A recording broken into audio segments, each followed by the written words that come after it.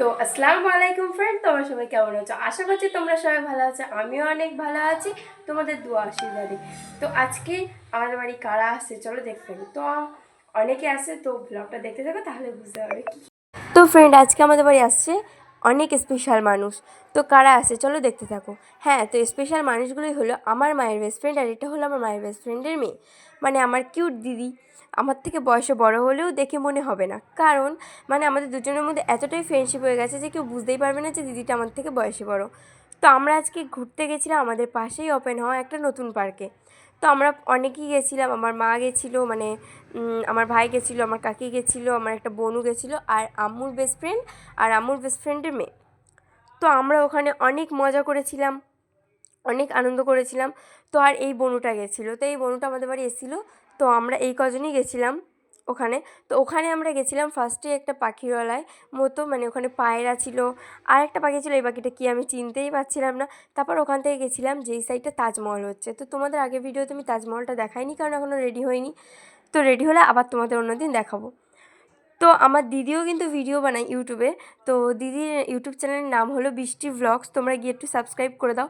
তো তারপর আমরা গেছিলাম এখানে একটা ট্রেনের বগির মতো দেখতে অনেকটা একটা রেস্টুরেন্ট। তো রেস্টুরেন্টের পাশে একটা বেলকানি, বেলকানির পাশে একটা ঝিল আছে। তো ঝিলটাকে বেলকানি থেকে দেখতেও সেই লাগছিলো। তারপর ওখান থেকে আমরা গেছিলাম ভূতের ঘরে। তো ভূত আছে কি সেটাই দেখার জন্য আমরা গেছিলাম। তো ভূত না, ওগুলো আসলে পুতুল টাইপের, পুতুলের কিছু তৈরি। তো যে সাউন্ডটা হচ্ছিলো সেটার জন্য তোমরা ভয় খেতে পারো। আমার তো ভয় লাগছিলো সাউন্ডটা শুনে, কিন্তু ওই পুতুলগুলোর জন্য কোনো ভয় লাগছিলো না। এগুলো আমি হাতও দিয়েছিলাম, আমি, আমার দিদি, আমার আন্টি হাত দিয়ে দেখছিলাম ওগুলো পুতুল কি মানে আসল, সেটাই নকল কি আসল। তো ওগুলো পুতুল, তো ভয় লাগেনি। কিন্তু আমার দুটো ভাই গেছিলো, তারা তো পুরো ভয়ে কেঁদেই ফেলেছে।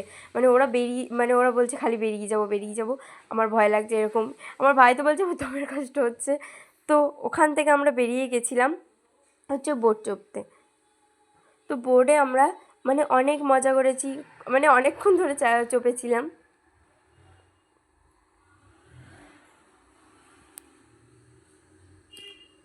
আর বোর্ডে উঠে আমরা মাঝখানে ছিলাম, আর চারিধারে ঝিলটা দেখো জাস্ট অসাধারণ ছিল। মানে লাইটিংয়ের জন্য সুন্দর লাগছিলো, আর মাঝে মাঝে আমি একটু পোজ দিয়ে নিচ্ছিলাম। তো তারপর ওখান থেকে গেছিলাম আমরা এই দোলনা মতো যেই রাইডটার, কিন্তু এটা না আমি চড়তে পারি না, মানে মাথা ঘোরে। তো তাও আমি আর আমার দিদি, আমার সবাই মিলে সাহস নিয়ে উঠেছিলাম, কিন্তু আমার দিদি ফার্স্টেই নেমে গেছিলো, কারণ দিদি অনেক ভয় লাগছিলো। কিন্তু আমি সাহস নিয়েছিলাম, কিন্তু শেষে আর রক্ষা হলো না, আমিও নেমে গেলাম, কারণ আমার অনেক ভয় লাগছিলো। তারপর ওখান থেকে আমরা গেছিলাম টয় ট্রেন চড়তে। আমার এটাই বেশি ভালো লাগে, আমার জন্য এটাই বেস্ট। আর ডিস্কোয় এটাই হলো আমার আম্মুর বেস্ট ফ্রেন্ড। তো ডিস্কোয় আমি আর আমার আন্টি উঠেছিলাম। তো আন্টি মানে কী বলবো, আন্টি ভাবছে আমি ভয় করছি, তো আন্টি আমাকে জড়িয়ে ধরে রেখে দিয়েছিল। তো ওখান থেকে বাড়ি আসার সময় দেখছিলাম যে পার্কের মধ্যে একটা ম্যাজিক শো হচ্ছিলো গলা কাটা। তো ওখান থেকে আবার ফুচকা খেয়ে তারপর আমরা চলে এসেছিলাম বাড়ি। তো তারপর আন্টিরা আমাদের বাড়িতে খাওয়া দাওয়া করলো, তারপর চলে গেছিলো বাড়ি। তো আজকের জন্য ভিডিওটা এই পর্যন্তই, দেখা হবে অন্য কোনো ভিডিওতে। ততক্ষণের জন্য আল্লাহ হাফেজ।